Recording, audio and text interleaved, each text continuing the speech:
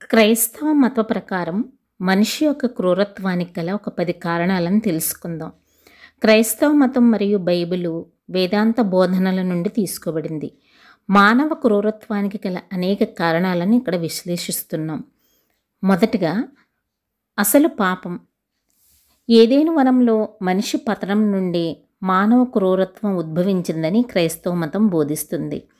ఆదాము మరియు హవ్వ దేవునికి అవిధేయత చూపినప్పుడు పాపం ప్రపంచంలోనికి ప్రవేశించిందని, మానవ స్వభావాన్ని పాడు చేసి చెడు మరియు క్రూరత్వానికి దారితీసిందని బైబిల్ బోధిస్తుంది. రెండవదిగా మానవ స్వేచ్ఛా సంకల్పం. దేవుడు మానవులకు స్వేచ్ఛా సంకల్పాలను ఇచ్చాడు.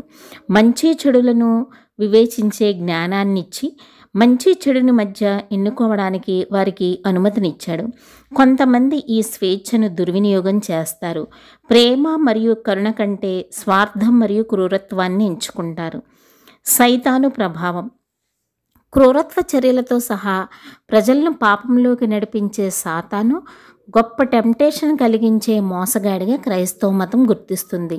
క్రూరత్వం మరియు హింసను ప్రేరేపించే సాతాను అబద్ధాలకు జనకుడు అని బైబిల్ వర్ణిస్తుంది. పతనమైపోయిన ప్రపంచం. ప్రపంచం పాపం ద్వారా పడిపోయినట్లు మరియు పాడైపోయినట్లు పరిగణించబడుతుంది. ఇది వివిధ రకాల బాధలు మరియు క్రూరత్వంతో వ్యక్తమవుతుంది. ఈ విచ్ఛిన్నత మానవ సంబంధాలను మరియు సమాజాలను ప్రభావితం చేస్తుంది.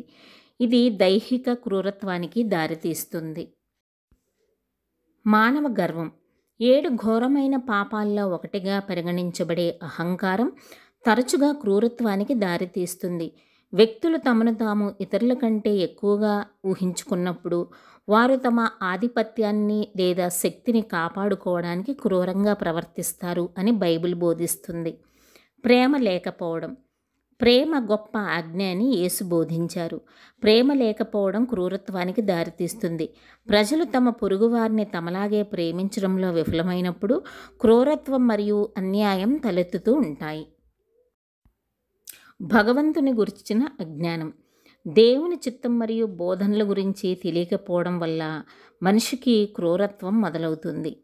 క్రీస్తు బోధనలను అర్థం చేసుకొని లేదా తిరస్కరించిన వారు క్రూరత్వానికి ఎక్కువగా గురవుతూ ఉంటారు.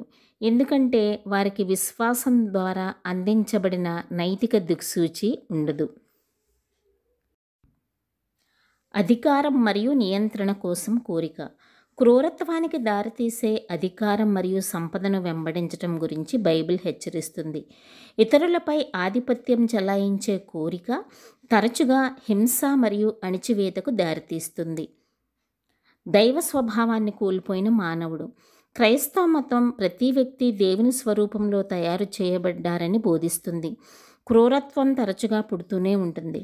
ప్రజలు ఇతరులను మానవత్వంతో చూడకుండా వారిని మనుషుల కంటే తక్కువగా చూడటం మరియు వారి దుర్వినియోగాన్ని సమర్థించటం మొదలైనవి జరుగుతూ ఉంటాయి.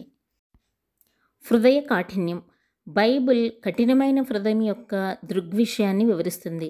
ఇక్కడ వ్యక్తులు ఇతరుల బాధల పట్ల సున్నితంగా ఉండరు మరియు క్రూరత్వానికి ఎక్కువగా గురవుతూ ఉంటారు. ఈ హృదయం గట్టిపడడం నిరంతరం పాపం మరియు దేవునికి వ్యతిరేకంగా తిరుగుబాటు ఫలితంగా కనిపిస్తూ ఉంటుంది. ఈ అంశాలు మానవ క్రూరత్వం వెనుక లోతైన ఆధ్యాత్మిక మరియు నైతిక కారణాలపై క్రైస్తవ అవగాహనను ప్రతిబింబిస్తాయి.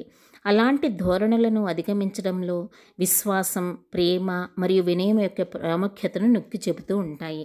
ధన్యవాదములు.